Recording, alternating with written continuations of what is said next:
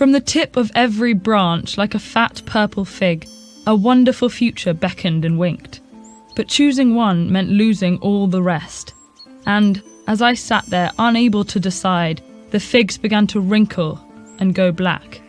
And, one by one, they plopped to the ground at my feet.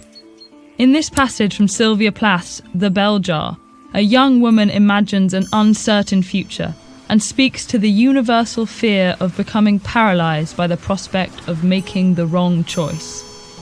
Although she considered other careers, Plath chose the artist's way. Poetry was her calling. Under her shrewd iron pen, everyday objects became haunting images. A new statue in a drafty museum, a shadow in a mirror, a slab of soap.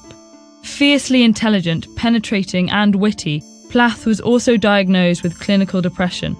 She used poetry to explore her own states of mind in the most intimate terms, and her breathtaking perspectives on emotion, nature and art continue to captivate and resonate. In her first collection of poems, The Colossus, she wrote of a feeling of nothingness. White.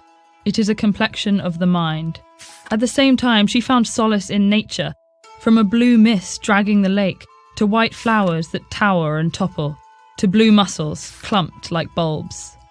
After The Colossus, she published The Bell Jar, her only novel, which fictionalizes the time she spent working for Mademoiselle magazine in New York during college.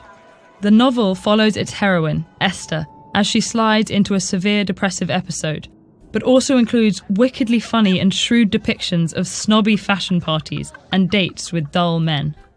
Shortly after the publication of The Bell Jar, Plath died by suicide at age 30. 2 years later, the collection of poems she wrote in a burst of creative energy during the months before her death was published under the title Ariel. Widely considered her masterpiece, Ariel exemplifies the honesty and imagination Plath harnessed to capture her pain. In one of Ariel's most forceful poems, Lady Lazarus, she explores her attempts to take her own life through Lazarus, the biblical figure who rose from the dead. She writes, "And I, a smiling woman, I am only 30, and like the cat, I have 9 times to die." But the poem is also a testament to survival. I rise with my red hair, and I eat men like air. This unflinching language has made Plath an important touchstone for countless other readers and writers who sought to break the silence surrounding issues of trauma, frustration, and sexuality.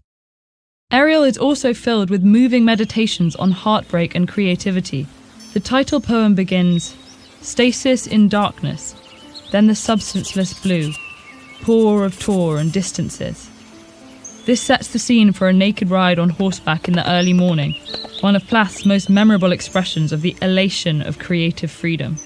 But it is also full of foreboding imagery, such as a child's cry that melts in the wall, and a red eye, the cauldron of mourning. This darkness is echoed throughout the collection, which includes controversial references to the Holocaust and the kamikazes. Even the relics of seemingly happier times are described as crucifying the author. My husband and child smiling out of the family photo.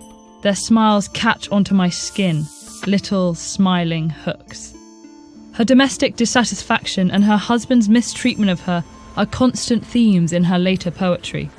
After her death, he inherited her estate and has been accused of excluding some of her work from publication. Despite these possible omissions and her untimely death, what survives is one of the most extraordinary bodies of work by a 20th century poet. While her work can be shocking in its rage and trauma, Plath casts her readers as witnesses, not only to the truth of her psychological life, but to her astounding ability to express what often remains inexpressible. If, like Plath, there is a voice within you that will not be still, it is time to start writing. Check out these animations for the guidance you need to put pen to paper.